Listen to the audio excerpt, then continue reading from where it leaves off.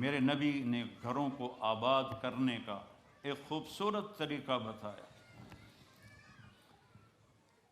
کہ اس زبان پہ قابو کر لو، اس زبان پہ قابو کر لو، خاموش رہنا سیکھ لو۔ غصے کے بیوی کو غصہ چڑھ جائے تو خاوند چپ کر جائے، خاوند کو غصہ چڑھے تو بیوی چپ کر جائے، تو آپ کا گھر خوبصورت رہے گا۔ اگر دونوں ہی آگ لگ گئی اور دونوں ہی بولنا شروع ہو گئے تو آپ بھی گئے، آپ کے بچے بھی گئے۔ اپنی زبان پہ قابو پانا سیکھو۔ ہماری ایک دھوبن تھی ماسی شریفہ، فوت ہوگی بیچاری، وہ تھی بڑی لڑاکی، چھوٹے قادی آئی تو چنگا شرلی پٹاخہ ہے، تو وہ آئی میری بہن کے پاس، کہتی بی بی میریاں نوواں میرے نال بڑا لڑدیاں، لڑتی آپ تھی، میریاں نوواں میرے نال بڑا لڑدیاں، میں نے کوئی تویز دے کہ ساریاں میریاں نوکر بن جانا۔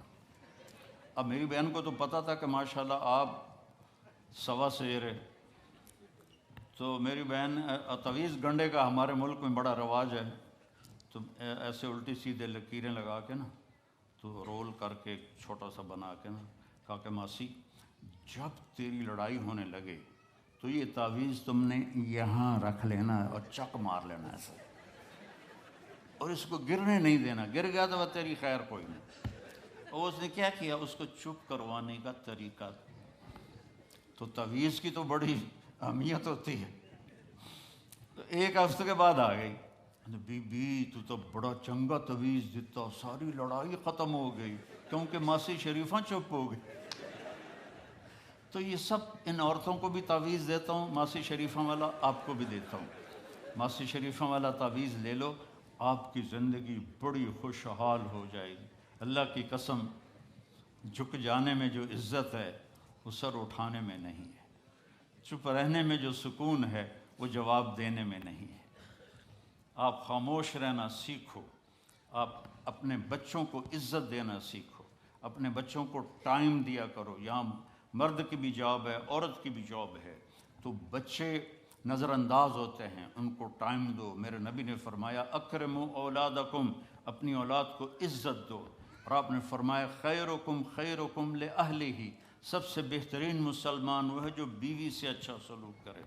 اور ایک عورت نے پوچھا یا رسول اللہ میرے خامند کا میرے اوپر کیا حق ہے؟ آپ نے فرمایا تیرے خامند کے جسم پہ پھوڑے نکل آئیں اور ان میں گندا پانی جمع ہو جائے اور تو زبان سے چاٹ چاٹ کے اس کے زخم صاف کرے تو بھی تو نے خامند کا حق ادا نہیں کیا۔ دونوں کو بیلنس کیا ہے۔ بہترین مسلمان وہ ہے جس کا بیوی کے ساتھ اچھا سلوک ہو۔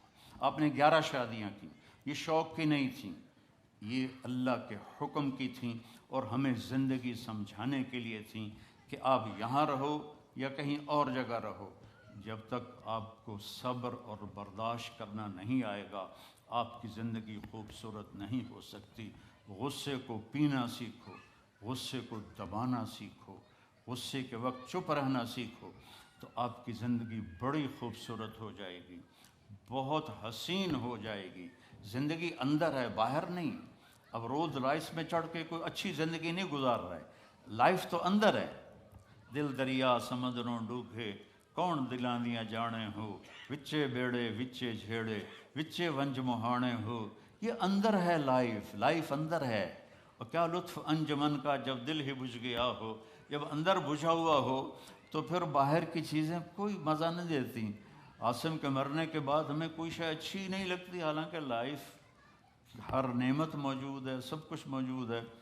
میرے بیٹے کا نام عاصم تھا جو فوت ہوا ابھی، جو 36 سال کی عمر میں، تو کوئی شے اچھی نہیں لگتی کہ اندر ویرانی آ گئی۔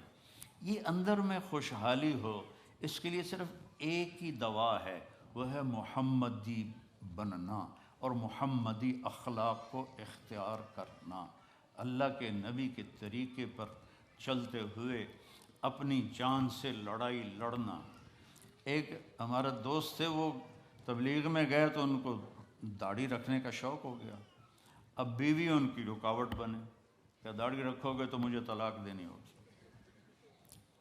اب وہ کافی دیر بیچارے سوچتے رہے، ایک دن ان کو ترکیب سوجھی، آ کے بیگم سے کہنے لگے میرا جی چاہ رہا ہے کہ میں دوسری شادی کروں۔ لیکن میں سوچتا ہوں پہلے داڑھی رکھوں یا پہلے شادی کروں؟ تو ان کی بیگم نے کہا پہلے داڑھی رکھ لو، پہلے داڑھی رکھ لو۔ تو ایسے اپنی بیگمات کو مناؤ پیار محبت سے۔ عزت تو نبی کے طریقے میں ہے، نبی کا طریقہ چھوڑ کے۔ میرا والد مجھے ڈاکٹر بنانا چاہتا تھا، تو آج میں یہاں کھڑا ہوتا، اگر میں ڈاکٹر ہوتا، میرا چھوٹا بھائی ڈاکٹر ہے، بہت اعلیٰ ڈاکٹر ہے،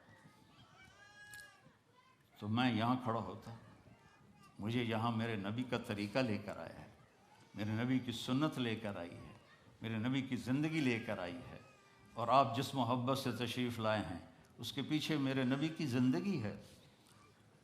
تو اللہ کی قسم، عزتوں کا خزانہ ہے میرے نبی کی پاکیزہ زندگی۔